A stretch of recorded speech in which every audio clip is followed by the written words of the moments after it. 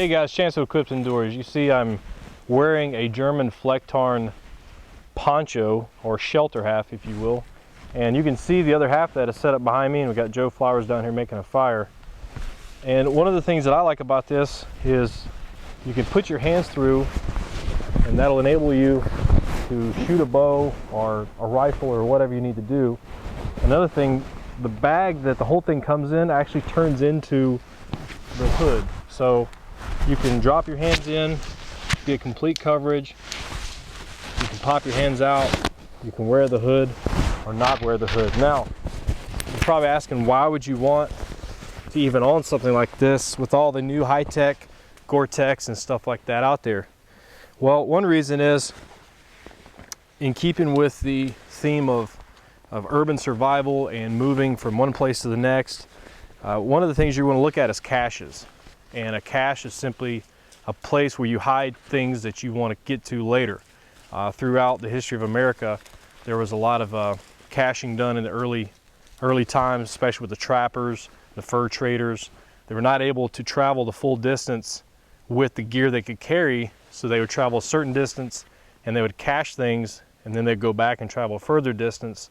And they knew when they got to that cache point, they had food, they had supplies, things of that nature. So when you're planning your urban escape or urban survival scenarios, nobody wants to take their brand new $500 piece of gear or assortment of gear and stick it in a hole somewhere or in a box somewhere and forget about it. You want to use your good stuff.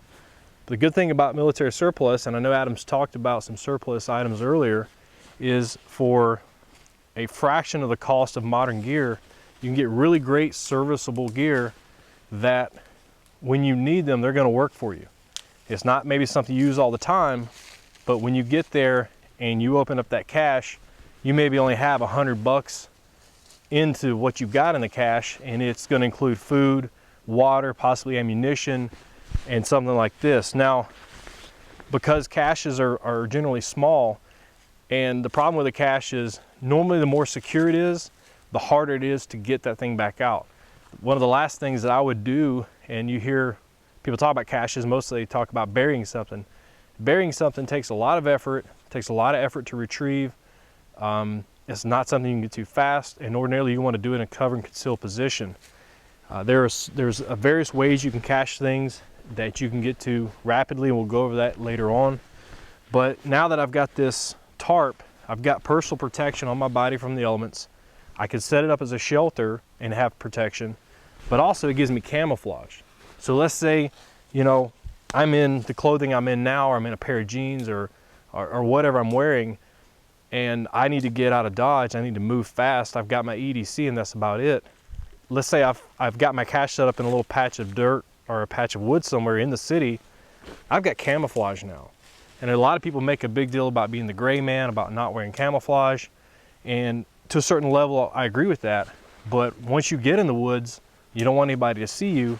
Now you've got some awesome camouflage, covers up your whole body. You don't have to have a whole separate change of clothing.